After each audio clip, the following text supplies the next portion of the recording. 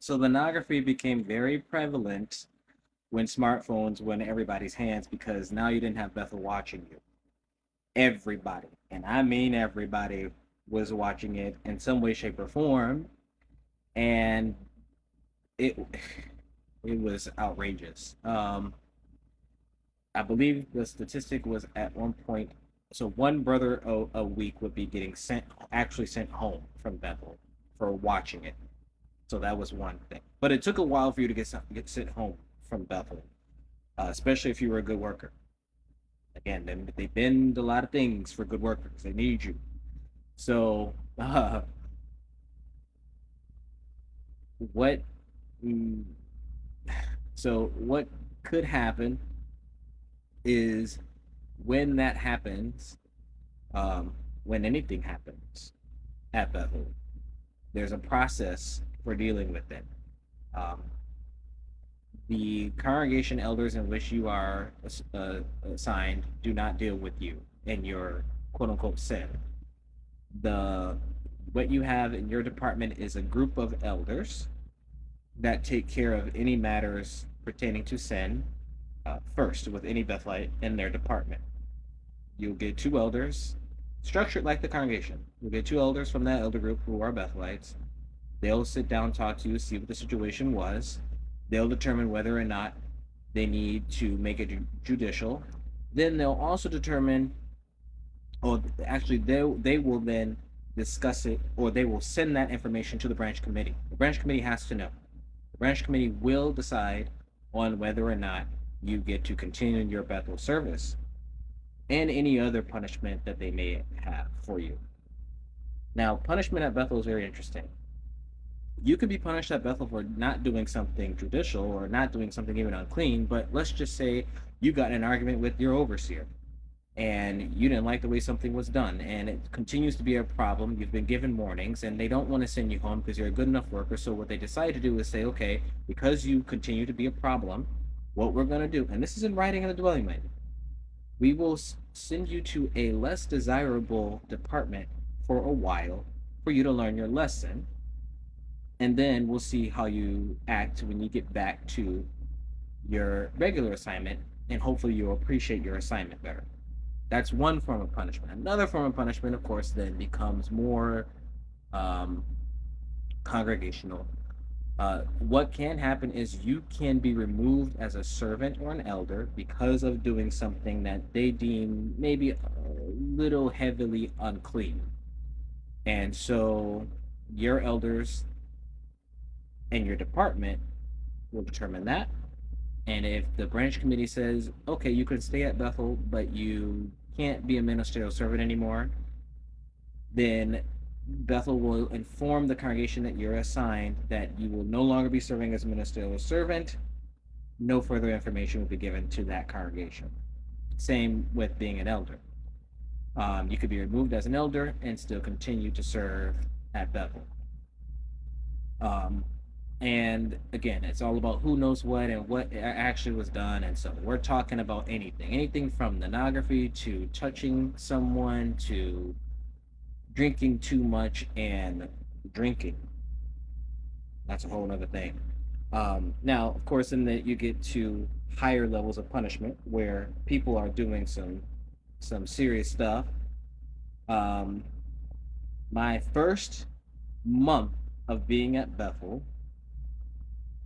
there was a couple who, not at Brooklyn, in another part of the branch, United States branch, were disfellowship. Now, when you get disfellowship from Bethel, you are. So we have the morning worship program. The way morning worship was structured at the time is you go down to morning worship, you have the spiritual meeting, you read the daily text for the first. You read the scripture of the daily text, then you have four commentators about the comments. You read the comments of the paragraph, and then you have breakfast, and you eat breakfast. After you eat breakfast, there may or may not be another special part of the program. There may be Bible reading. There may be something else. Who knows? Um, and then after that, you will have announcements. Now, if there is a final announcement, it's only one of two things. Typically, it's bad news.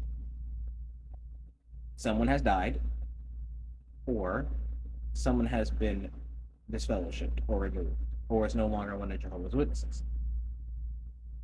Being disfellowshipped from Bethel sucks. The first time I ever experienced that was a couple, an overseer and his female secretary, had decided to have an affair for more than a year. Apparently, a lot of people knew about it, and they were just waiting for them to come forward with it. The way it went down was, at least the rumor was, they had rented a U-Haul, drove it up to the lobby, they packed it up, and just drove off. And their names were both read off at the end of morning worship on a random day as no longer being one of Jehovah's Witnesses. And the way it goes is they say so and so and so and so are no longer one of Jehovah's Witnesses and left Bethel at X date. All right, let's go to work. Then we say a prayer and we go to work. Ta ta. That's how it went. So varying degrees of being disciplined at Bethel, and everyone was just trying to avoid that. We did not want to be announced on morning worship. Terrifying, shameful, embarrassing, awful. We did not want that. A lot of times, actually, there were more than a couple of affairs when I was there. I was there after the whole wife swapping thing and swinging thing. I was not there during that time. I came after that had already been dealt with.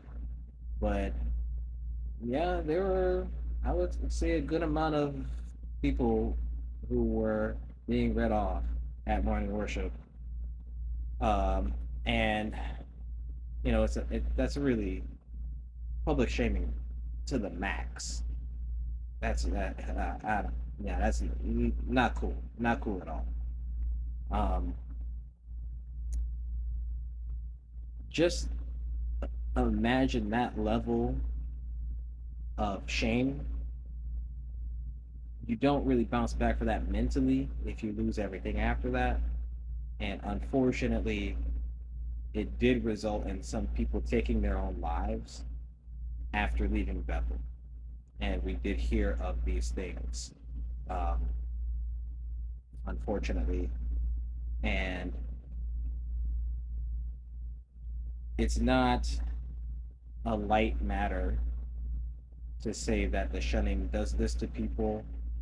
You know, the cult is at large at Bethel, and that is just one aspect of how things go. Even the sheer stress of having that as your destiny, if you do something wrong, has caused guys to take their own lives at Bethel. And it is covered up like crazy. If a guy takes their own life at Bethel, no one will get an official answer as to how they died. It's always, oh, well, he had an underlying health condition. Oh, it was an accident at work. Oh, it was something crazy had happened. No. No. He took his own life. And it was probably because of the amount of stress that we were all under, let alone just him. Um, the stress was real. It damaged us mentally and physically, and I think that's why you don't see a lot of Bethelites talk about their time there anymore, because it is an emotional process to process all of that, and then to have to rehash it, to relay it after you've woken up, that is not easy. It's not even easy doing this.